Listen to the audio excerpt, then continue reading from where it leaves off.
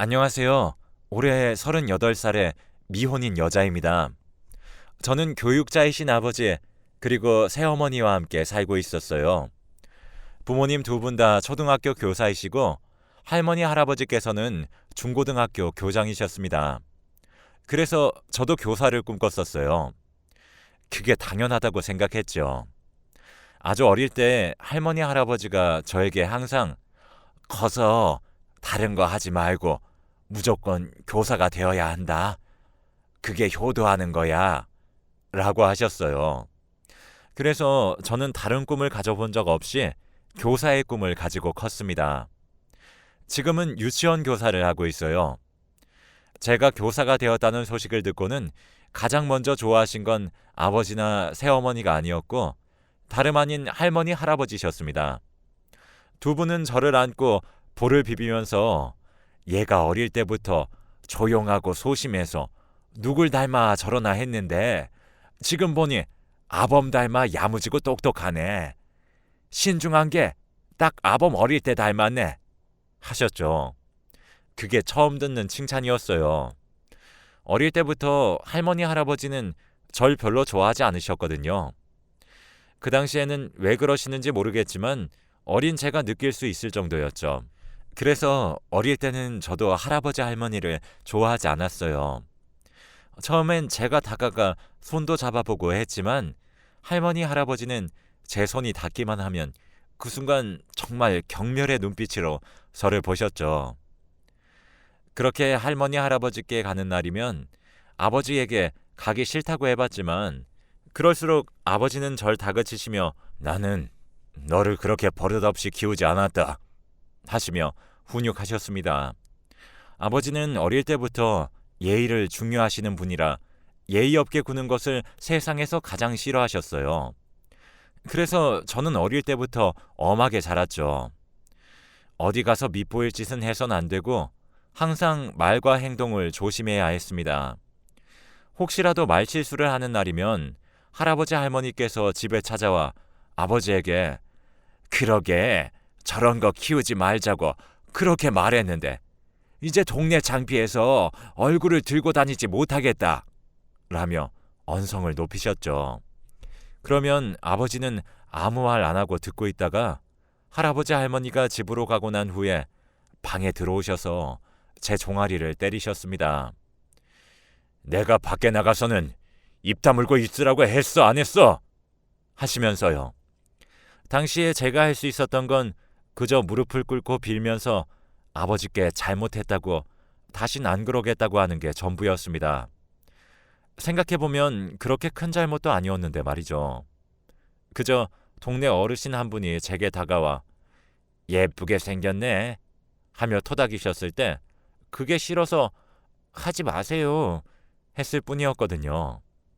그분이 하필 할아버지, 할머니께 가서 자기는 이뻐서 토닥거린 건데 누굴 변태로 만든다며 투덜대셨고 할아버지, 할머니는 그걸 듣고 그날 집으로 찾아오셔서 제게 손가락질하며 그분이 어떤 분인 줄 알고 그러는 거야? 그냥 가만히 있으면 되는 걸 유별나게. 그러는 게 꼭 그 여자 닮았어. 라며 제게 자꾸 그 여자 했었어요. 그땐 그 말이 무슨 말인지 몰랐죠. 아버지께 물어볼 생각조차 못했습니다. 엄하신 분이라 영양가 없는 소리 하는 걸 싫어하셨거든요. 새어머니는 할머니, 할아버지, 아버지에 비하면 그나마 다정한 분이셨던 게 그나마 다행이었죠. 둘이서만 있을 때는 잘해주셨지만 온 가족 다 같이 있으면 다른 분들과 똑같이 저에게 무신경하셨어요. 그래도 용돈은 진짜 부족함 없이 주셨고 늦게 들어와도 별다른 말씀 안 하셨죠. 그러던 어느 날 친구들과 놀다가 막차를 타고 집으로 온 날이 있었는데 그날 아버지께서 새어머니와 대화 중이셨어요. 제가 온 줄도 모르셨는지 아버지는 새어머니께 그래도 지가 엄마라고 그 난리 치는 거야. 재수없게. 그러게 누가 우리 부모님께 대들라고 했어? 그 여자는 자기 복을 제 발로 차버린 거야. 그러니까 당신 혹시 그 여자한테 연락 오면 상대하지 마. 라고 하는데 혼란스러웠어요.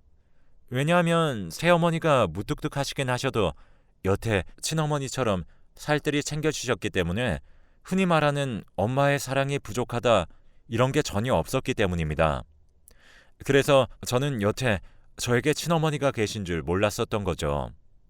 그래서 혼자서 생각만 하다가 아버지에게 물어보기로 했습니다. 아버지, 저번에 들으려고 들은 건 아니지만 우연히 지나가다가 어머니랑 말씀하시는 거 들었는데 저에게 친어머니가 따로 계신 건가요? 왜 말씀 안 해주셨어요? 하니 아버지께서 네가 잘못 들은 거야. 친엄마는 무슨 친엄마? 하며 말을 돌리셨어요. 그런 아버지를 보고 뭔가 숨기는 듯 보였습니다. 아버지에게 솔직하게 말해달라고 하니 아버지는 처음으로 제게 우물쭈물 하시면서 네가 생각하는 게 맞다.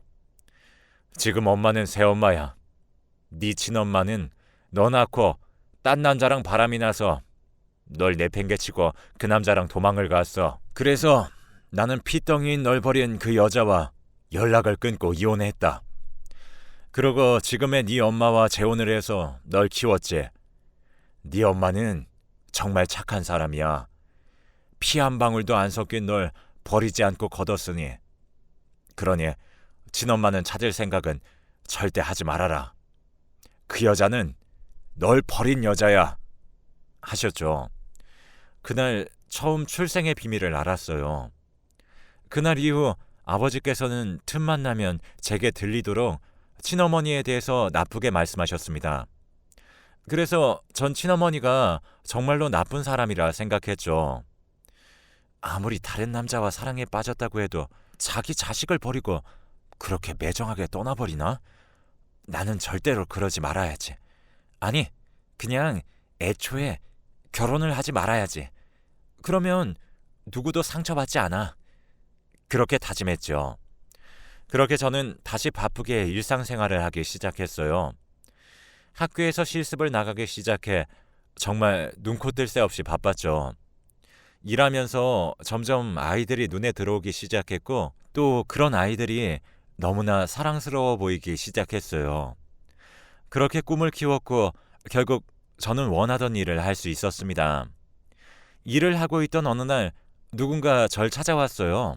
그때 저는 돌보고 있는 아이 중 한 아이의 학부모인 줄로만 알았습니다. 하지만 절 찾아온 건 놀랍게도 제 친어머니셨어요.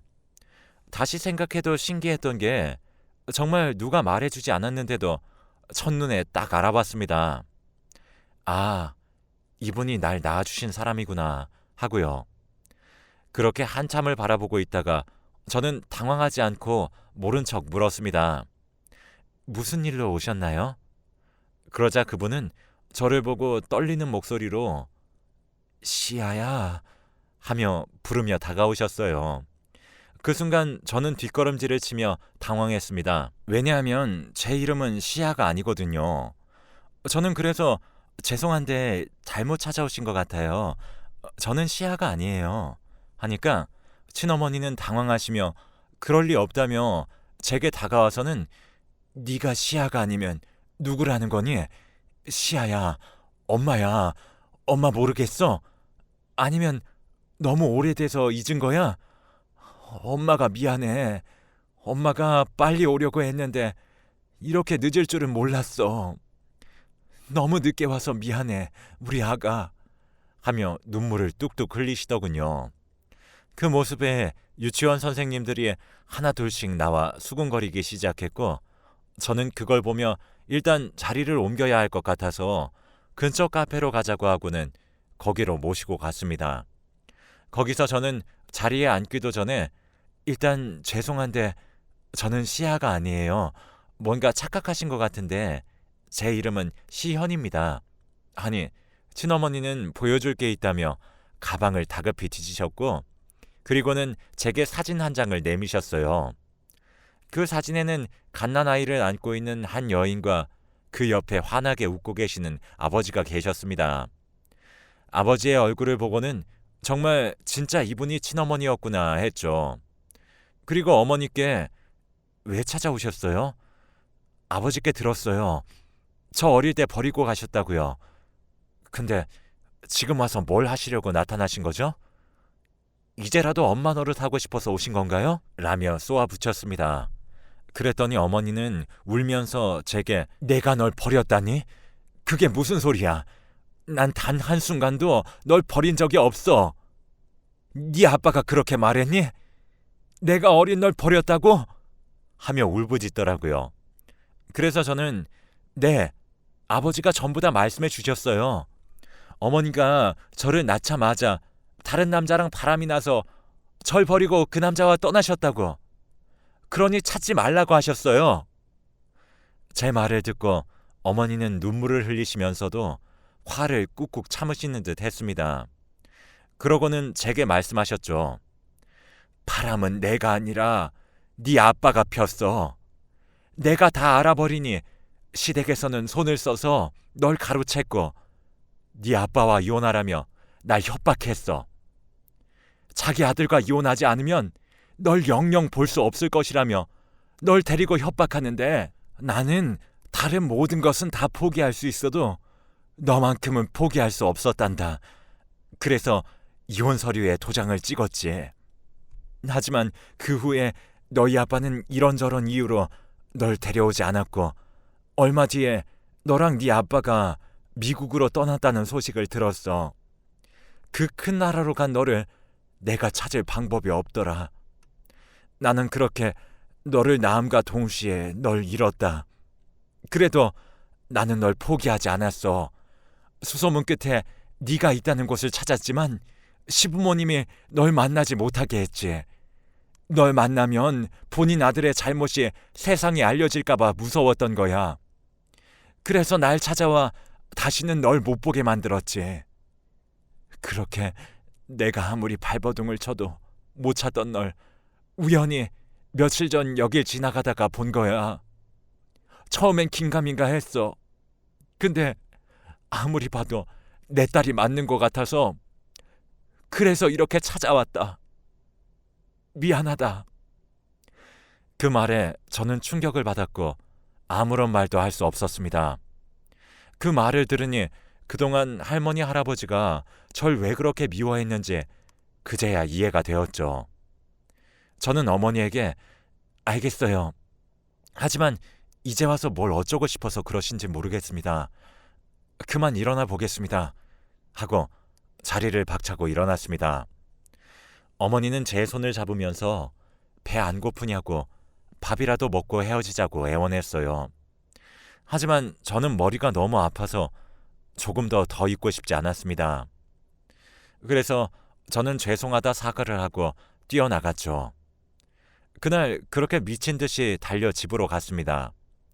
집에 도착하니 새어머니는 제게 왔니? 일찍 왔네? 하고는 방으로 들어가시더군요. 그 모습에 마음속 어딘가 꿈틀거렸어요. 그날 저녁 아버지께서 저를 서재로 불렀고 아버지는 제게 사진을 한 장 보여주시더군요. 제가 결혼할 사람이라고 하면서 말이죠. 할머니랑 할아버지가 알아온 그 사람은 학벌도 좋고 집안도 좋고 뭐 하나 빠지는 곳이 없으니 무조건 결혼해라고 하셨어요. 그 말에 전 결국 터져버렸고 아버지께 대들었습니다. 왜 제 인생을 아버지 마음대로 정하려고 하세요? 제 인생인데 왜 아버지랑 할아버지 할머니가 관여하시냐고요? 하며 소리를 지르니 아버지는 어디 건방지게 여자가 큰 소리를 내냐? 너는 네 아버지가 우스워 보여? 하며 제게 큰 소리를 치셨어요. 그러면서 제게 바락바락 대들고 하는 게 누가 그 여자 딸 아니랄까봐 하는 짓이 볼수록 그 여자 닮아가는구나. 왜? 너도 이 남자랑 결혼하면 바람 피울 것 같아서 그러냐? 어디 건방지게 주제도 모르고 하며 제게 또 어머니에 대해서 나쁘게 얘기하셨죠. 저는 아버지께 바람은 아버지가 피우시고 왜 아버지가 피해자인 척 그렇게 말씀하세요? 라고 말했습니다. 아버지가 깜짝 놀라면서 뭐? 네가 그걸 어떻게 알아? 아니, 내가 바람 피웠다니 무슨 말을 하는 거야? 넌 네 애비를 그런 식으로 본 거냐? 네 키워준 은혜도 모르는 년이 감히 하며 화를 내셨죠. 그래도 화가 안 풀리셨는지 저에게 지금 당장 짐 싸서 나가라고 키워준 은혜도 모르고 자기 부모를 그렇게 욕보이는 그런 자식 둔 적 없다면서 저를 내쫓았습니다. 저는 하루아침에 내쫓겨서 밖으로 나오게 되었죠. 근데 그날 마음이 엄청 홀가분했어요. 원래는 아버지가 무서워서 쳐다보지도 못했었는데 오늘은 아버지를 보고 내 속에 있던 말들을 했구나 하고 마음이 이상하게 정말 개운했습니다. 그렇게 집을 나와 한 달 정도 후 모르는 번호로 연락이 왔습니다. 전화를 받으니 전화를 걸은 건 바로 친어머니셨어요. 저는 전화를 받고는 제 번호는 어떻게 알고 연락하신 거죠? 하니 친어머니는 제게 아버지에게 연락이 왔었다고 얘가 본인이랑 싸우고 집을 나갔는데 어디 있는지 알 수가 없다고 했다더군요. 그리고 본인이 바람폈었던 사실을 알고 있는데 네가 말한 거냐고 하면서 전화가 왔다고 했습니다. 그래서 전 어머니께 죄송하다고 말하면 안 되는 거였냐, 아버지가 그러고 말았냐, 괜찮으시냐 물으니 어머니가 웃으시면서 같이 밥을 먹자고 하시더군요. 그렇게 약속을 잡고 어머니 집에서 처음으로 같이 밥을 먹었습니다. 밥을 먹으면서 눈물이 왜 그리 흐르는지, 이런 게 진짜 집밥이고 진짜 엄마의 마음이구나. 난 여태 부족함 없이 살았다고 생각했는데 생각보다 나는 사랑이 부족한 사람이었구나. 나도 사랑받을 수 있구나. 라는 생각이 들었어요. 그렇게 하염없이 우는 절 보시던 어머니는 절 안아주시면서 제게 시아야, 이제 엄마랑 같이 살래? 엄마가 이제껏 못해준 거 시아한테 전부 해주고 싶어서 그래. 갑자기 너무 부담스러운가? 시아가 생각해보고 엄마한테 전화 줄래? 하셨고 저는 울면서 고개를 끄덕였습니다. 그리고 아버지를 찾아뵈러 갔어요. 아버지는 저를 보고도 아는 체도 하지 않고 서재에 들어가셨고 새어머니는 저를 보고 왔니? 하시고는 주방으로 가셨죠. 저는 서재로 가서 아버지께 오늘부터 저는 나가서 자유롭게 살겠습니다. 그동안 키워주신 건 감사해요. 항상 감사하며 살게요. 그러니 아버지도 건강하게 잘 지내세요. 라고 말을 하고 돌아서는데 아버지가 누구 마음대로 그걸 정한 거냐? 네 인생은 너만의 인생이 아니야. 우리 가족 모두의 인생이지. 네가 여기서 나가면 잘 살 것 같으냐? 착각하지 마라. 네가 여태까지 잘 먹고 잘 살 수 있었던 것은 네가 잘나서가 아니라 내가 널 그렇게 만들어서 그런 거니까. 하시며 저를 아버지 방식대로 붙잡으셨습니다. 하지만 저는 이제는 그러고 싶지 않았어요. 그렇게 아버지가 원하는 대로 휘둘리고 싶지 않았죠. 네, 아버지, 알아요. 근데도 전 나갈 거예요. 원래 인생이라는 게 다 남이 정해주는 삶인 줄 알고 그렇게 컸는데 이제는 제가 정하면서 살고 싶어요. 그리고 아버지는 지금까지 아버지 뜻대로 그렇게 사셨으니까 아버지도 이제는 전부 아버지 뜻대로 하실 수 없다는 것을 아셔야죠. 제가 집을 나가는 건 아버지의 잘못도 있어요. 아버지가 되게 멋진 분인 줄 알았는데 자기 여자를 버리고 다른 여자와 이렇게 살림을 차리고 자식한테 항상 떳떳하다고 말하시던 아버지를 이제는 제가 용서할 수가 없습니다. 그리고 저는 이제 어머니와 같이 살고 싶어요. 여러 이유가 있어요. 아직도 제 마음이 복잡하지만 지금 제 마음은 그냥 어머니와 살고 싶은 마음뿐이에요. 그러니 놓아주세요. 제가 없는 게 아버지 삶에 더 좋을 거예요. 하고 그 길로 저는 아버지 집에서 나와 어머니와 단 둘이 살게 되었습니다. 어머니는 매일 제게 애정 표현을 해주시고 정말 따뜻한 밥도 항상 해주십니다. 이렇게 좋은 것을 너무 늦게 알아서 억울한 것도 크고 왜 아버지는 바람을 피워서 모두를 힘들게 했던 건지 원망도 했지만 어머니의 말을 듣고 아버지를 미워할 수만은 없었습니다. 어머니가 처음 아버지를 만났을 때 얼마나 착하고 순한 사람이었는지, 그리고 제가 태어나기도 전에 저에 대한 마음이 얼마나 컸는지 말씀해 주셨거든요. 어머니에게 아버지 안 미우세요?